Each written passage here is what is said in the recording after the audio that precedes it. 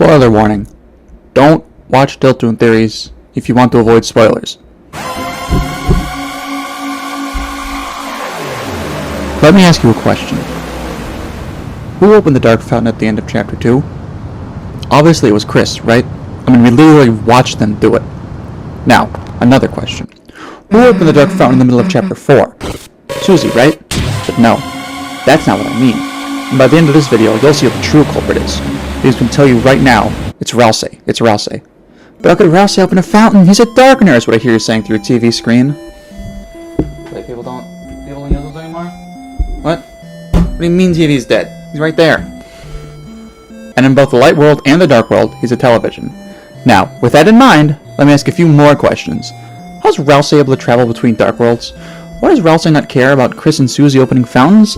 And most concerningly, why does Ralsei just go from black to white in chapter 1? Seriously, why did he do that? What was that all about?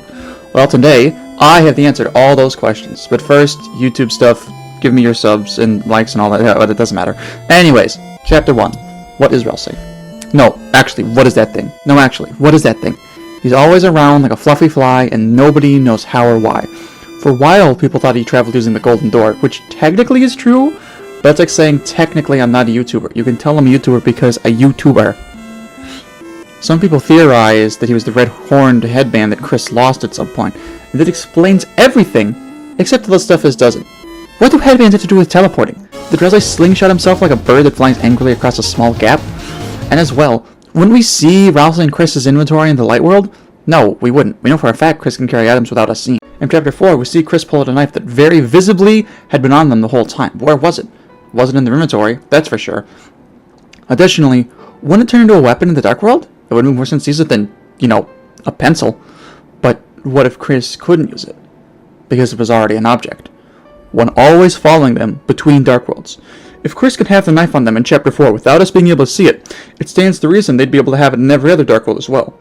After all, we never had a reason to question where Kris got the knife from at the end of chapter 1. It's in bed with them. Or chapter 2, where they just sort of pull it out. And now in chapter 4, we have 3 instances of Kris just casually having a knife. And if Ralsei is the knife Kris is carrying around, that certainly explains why he cares so little about Susie and Kris both opening dark fountains. After all, he was the one who's been big on not opening them. Besides, if he knows the prophecy and any of this was unexpected, wouldn't he have said something? Salty K-Dan famously once said... He also famously once said... Dude, we're gonna walk out and Ralsei's gonna be like, what the fuck? After seeing Susie open a fountain. And yet, he never is. Why would he? Not only does he know the prophecy, but he was the one who opened it. If he was capable of deciding where to travel through some magical door, wouldn't he be a little surprised by just ending up somewhere he was just at when Kris closed the fountain? Yet he never is. We ran out of budget transition, so here's this gif. Why does Ralsei go from black to white in chapter 1? There aren't any objects that can casually change color like that, especially with a hat. When I first thought of this theory, I wondered if Ralsei would be capable of that. But then I realized, putting a hat on and off to change color? Changing from black to white? Isn't it obvious? It's a knife sheath. Ralsei's hat is a knife sheath. At the end of chapter 1, he unsheathes and starts to become more himself. Now, the biggest issue with this theory is, why the fountain is Kris's knife locked up in the supply closet? I mean, it's actually pretty simple. I think Kris just lost it at some point. We know Kris can lose things they care about, as seen with the headband. And we also know Kris carries a knife around casually, as seen with everything we just discussed. It's possible when they were younger, they lost it somehow and it was left in the supply closet. Or, alternatively, Kris left it there intentionally, because Ralsei isn't the one who knows the prophecy. Chapter 2. Kris knows the prophecy. Here's another question. Why does Kris stop us from reading the code in chapter 4? You might say it's to stop us from entering the bunker, but why would they? Why would they stop us, unless they know what's inside? It's heavily implied that at the end of chapter 3, something happened. We can see the bunker door creep open, and then the chapter just ends. And when we return the next day, it's closed. This begs the question.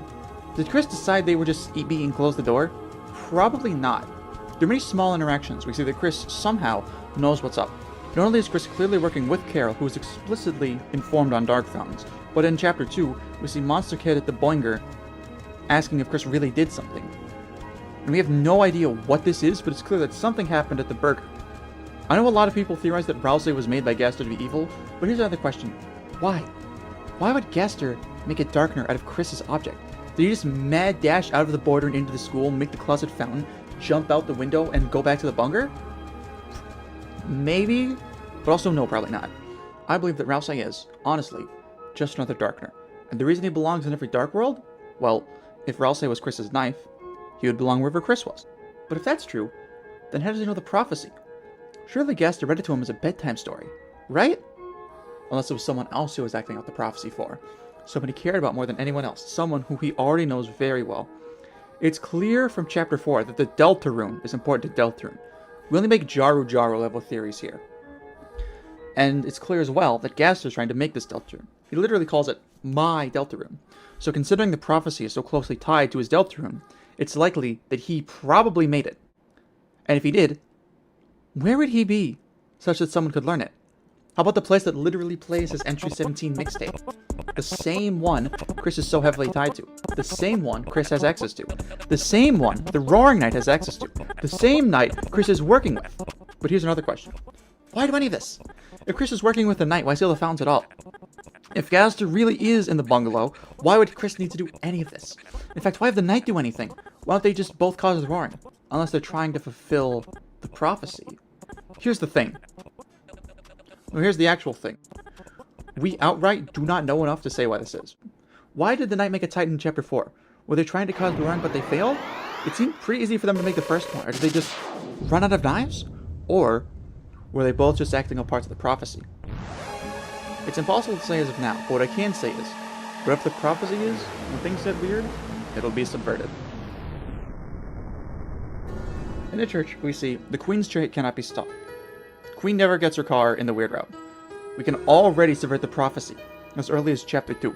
And it's clear that Kris isn't a fan of that, as seen by them undoing everything we did in Chapter 2. Taking Burley to a hospital, telling him it was a prank, and pulling out the thorn ring. But here's the thing. If we undo all of that and force Noelle to do our bidding, the prophecy can likely once more be subverted. And that really pisses Kris off. That and the whole trying to kill Burley and manipulate Noelle thing. Fun fact, in this scene, Kris kicks the trash can 4 times, then it gets stuck in a corner, and Kris crushes it, kicking it 10 times and doing 10 damage.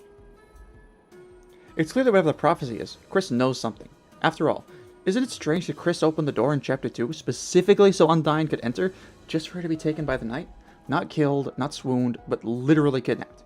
Why is that? How could Kris have known who was going to come? Unless they knew the prophecy. So Kris told Ralsei the prophecy at some point, then had him wait in the closet for their arrival. The story plays out from there, with Ralsei doing exactly what Kris said. Except, I don't think Ralsei is doing what Kris said. I think Ralsei is actually going against the prophecy. Nothing major, nothing massive, but I do. And I think him doing this can explain a mystery that's lingered since Chapter 1. Every chapter, Ralsei asks Kris to imagine how someone is doing. Then we cut away and see Ralsei saying, "So that's why, okay, Kris?" A lot of people have taken this to mean that Ralsei is saying his evil plot to rat battle Gaster or something. I don't think that's true. I think something far less sinister is going on here. Every time Ralsei does something that subverts the prophecy, he has to explain it. That's what he's explaining to Kris. So that's why I didn't follow the prophecy. Exactly. Okay, Kris? I think that's what he's saying. And so, that's the theory. Ralsei is the knife Kris has, who's going against the prophecy, but in secret. That pretty much sums it up, honestly. Well, it's like 3 in the afternoon now, and I'm pretty tired. I think that's about it. I'm gonna go take a nap. Except, actually, there is still one question I have. Earlier I described Ralsei as a fluffy fly. But why would a knife be fluffy? Unless... Chapter 3. Ralsei is Kris. No, you didn't mishear me. Ralsei is Kris. But not that Kris. Ralsei is a Kris. Specifically, a ceremonial knife often said to have spiritual attributes. Now, it's no secret that Kris wants magical abilities. What would Kris want to be a knife? After all, through this theorizing, it can be easy to forget. Ralsei is still very blatantly who Kris wants to be in some way or another. He literally looks identical. I don't think Tony Fox did that for fun. Instead, I think the question needs to shift from, is Ralsei a knife, and instead to, why would Azrael be associated with knives? And the answer? Well, we don't have it. We know Kris wants to be like Azrael, that much is clear, but it's hard to actually pinpoint what they have in common. Outside of them both being Toriel and Asgore's child, there really isn't a lot that they have in common. There is one thing, though. one thing that connects them more than anything else. Throughout the world of Deltarune, only one character has more than one soul, Kris. And who's the only other character to have another soul inside them? A soul that just so happens to be associated with knives? But that's enough. I'll save that for Ezreal Vessel Theory. Until next time, always remember, no matter if you love Deltarune or hate it, Gaster can spit some bars.